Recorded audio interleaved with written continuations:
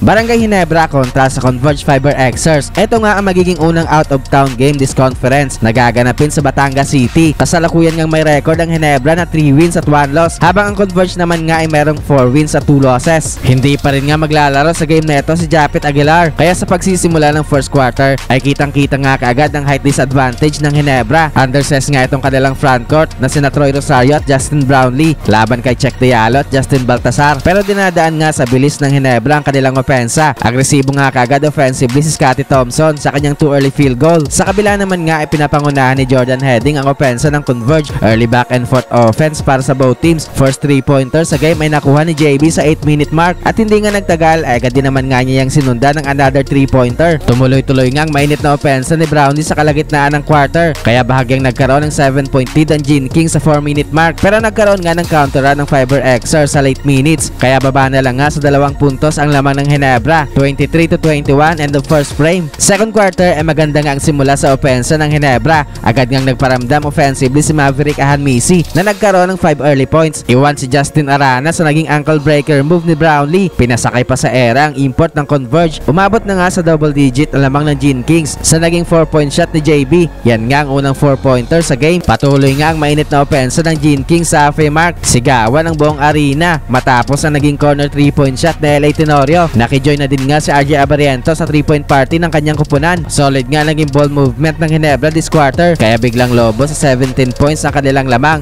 57-40 halftime. Third quarter ay biglang uminit sa offense si Alex Stockton sa kanyang 11 straight points sa early minutes, pero hindi nga basta makalapit itong Converge dahil nagkakaroon din naman nga agad ng sagot ang Ginebra. Patuloy nga ang mainit na offense ni Brownlee. Gandang pasa ni RJ Abarientos papunta kay Troy Rosario cutting to the basket, pero naging unstoppable pa rin nga ang offense ni Stockton sa halfway mark, kung saan ay baba na nga nila sa single digit ang kanilang hinahabol. Pakitang gila si JB sa kanyang handles, sabay tira ng 3 sa corner, pero paunti-unti ngang nakakalapit ang Converge sa Ginebra. Baba na lang nga sa 4 ang kanilang hinahabol sa 3-minute mark. Napasugod pa si Coach Tim Cole sa gitna ng court. Hindi nga masaya si Coach Tim sa tinawag ng referee na flagrant penalty 1 kay Troy Rosario matapos ngang maapakan ni Diallo ang paa ni Troy after ng kanyang shot attempt. Tuluyan na ngang nakuha ng Converge ang lamang after ng naging 3-point shot ni Jordan Heading. 73-70 end of third frame. Fourth quarter, unstoppable pa rin nga ang opensa ng Converge, kung saan ngayon naman nga ay si Shawnee Winston naman nga biglang uminit offensively na nagkaroon ng 7 straight points. Umabot na sa double digit ang lamang ng Fiber Xers sa early minutes. Pilit naman ngang binubuhay ni JB ang opensa ng Ginebra, pero hindi nga nagkakaroon ng stop defensively ang Gene Kings, kaya patuloy nga ang pagpunto sa game ng Converge. 5-minute mark ay eto na ang Barangay Ginebra. Nagkaroon nga sila ng run para ibaba sa 4 ang lamang ng Fiber